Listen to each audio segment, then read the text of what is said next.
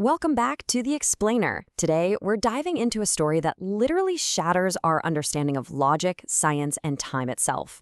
We're going to explore this incredible event not just as a piece of history, but as an absolute masterclass in understanding the boundaries of biology, the flow of time, and ultimate divine power. Now, I really want you to imagine this for a second. What if you were absolutely exhausted on a hot afternoon, so you closed your eyes for a quick nap, but when you finally wake up, an entire century of human history has just passed you by. Your children have grown incredibly old, and your hometown is completely unrecognizable. Sounds crazy, right? But this isn't science fiction. This is a profound historical and spiritual event. Section 1, a terrifying dead settlement. We're picking up the journey with a deeply revered figure, Prophet Uzair, also known as Ezra, who had just arrived at a completely devastated city, historically identified as Jerusalem. The devastation here was just absolute. The city had been completely laid to waste by the cruel king Bakhnazar, or Nebuchadnezzar. When Prophet Uzair looked around, there was nothing but this horrifying heavy silence. Picture this: roofs caved in, homes completely crushed, and countless human skeletons scattered across a totally desolate landscape. Seeing a place that was once just bursting with life turned into a terrifying graveyard, it filled him with profound grief. So trying to escape the scorching noon sun, he finds shelter under this broken, crumbling wall, and he just had a few simple, everyday items with him. He tied up his faithful donkey nearby, and he had a basket of figs, a basket of fresh grapes, and, to satisfy his hunger, he squeezed some grapes into a bowl and tossed in pieces of hard, dry bread to soak in the juice. He just needed to wait a bit for the bread to soften up before he could eat.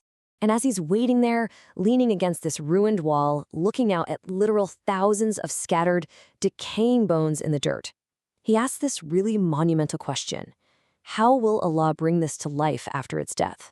Now here's the fascinating part. This question wasn't born out of doubt. Not at all.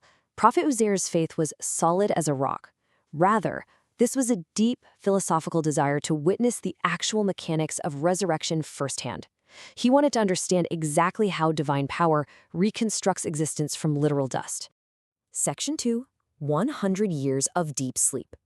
Well, the Creator decided to give him an answer that would serve as a living miracle for the rest of human history. Because before he even gets a chance to eat that softened bread, this deep, miraculous slumber takes over him. His soul is taken, and for a full century, time just hits pause for him. While he's sleeping under that wall, completely protected from wild animals, insects, and the elements, the ruined city around him slowly comes back to life.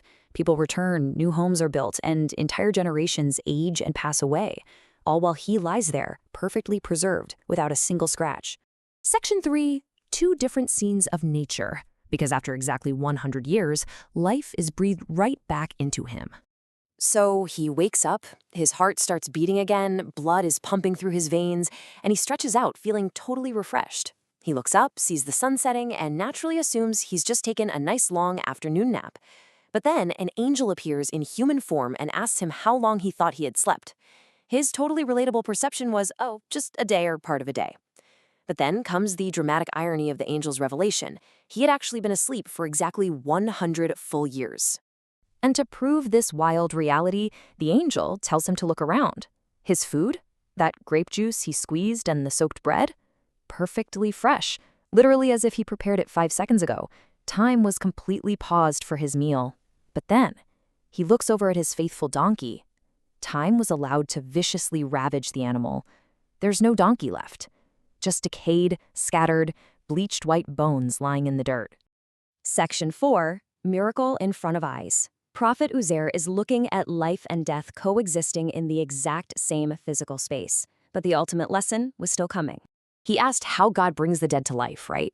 Well, now he's gonna see it.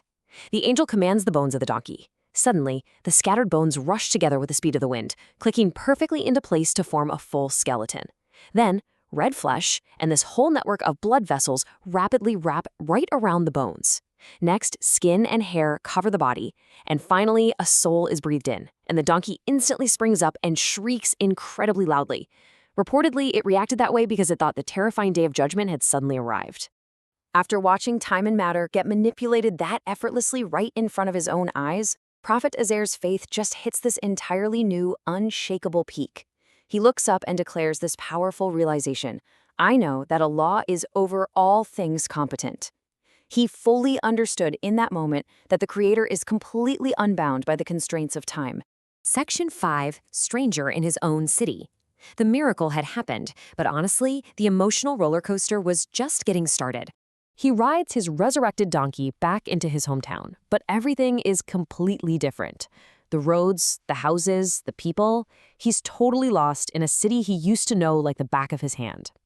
Relying on sheer memory, he finally finds his old, dilapidated house and knocks on the door. And this incredibly old woman answers. It was his maid. When he left, she was a vibrant 20-year-old. Now, she's 120 years old, completely blind, and severely paralyzed by the massive toll of an entire century. He asks her, "Is this Uzair's house?" Hearing his name, the old woman just starts weeping, saying no one had even spoken that name in decades. When he calmly tells her that he is Uzair, returned by God after 100 years, she is absolutely stunned. She tells him that Uzair's prayers were always answered, so she begs for proof. If he's really who he says he is, he needs to pray for her sight to return. So he prays, touches her eyes, and miraculously, her vision is instantly restored, and her paralysis completely vanishes. She looks at him, instantly recognizes her master from a century ago, and starts loudly proclaiming his return to the entire town. She immediately rushes him to this huge gathering of the Israelites to announce the impossible.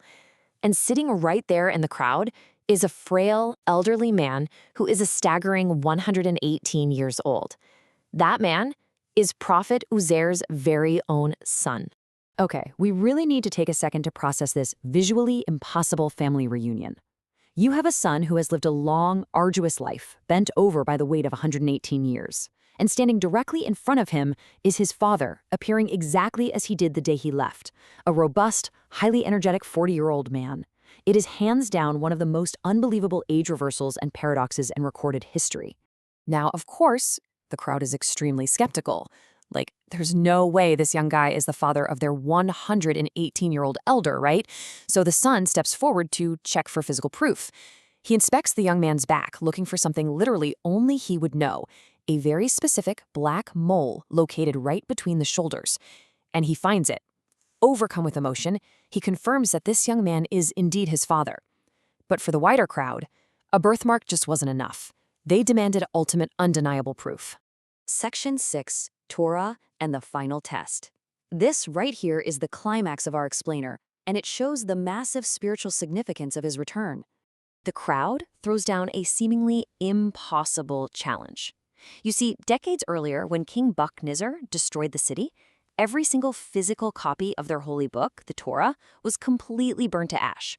The text was entirely lost to the people. But crucially, before the invasion, Prophet Uzair was the only man alive who had memorized the text perfectly. So the crowd says, "If you are really him, recite the lost Torah for us." Well, he passes with flying colors. Guided by divine light, all that knowledge just floods right back into his mind. He sits before the astonished crowd and not only recites the entire scripture flawlessly from memory without a single hesitation, but he actually rewrites it for them. By passing this impossible test, he proved his identity and, way more importantly, he reunited a lost, fractured nation with their faith and their history. It's just such a mind-bending narrative, right? It completely flips how we understand reality. We usually think of time as this unstoppable linear force that just decays everything in its path. But as this incredible story of Prophet Uzair shows, time paused for a man and his food, yet completely accelerated for his animal, all in the exact same physical space. So I want to leave you with this profound question to think about. If time is merely a creation, what bounds exist for the creator who commands it? Thank you so much for joining me on this explainer. Keep questioning, keep learning, and I'll catch you next time.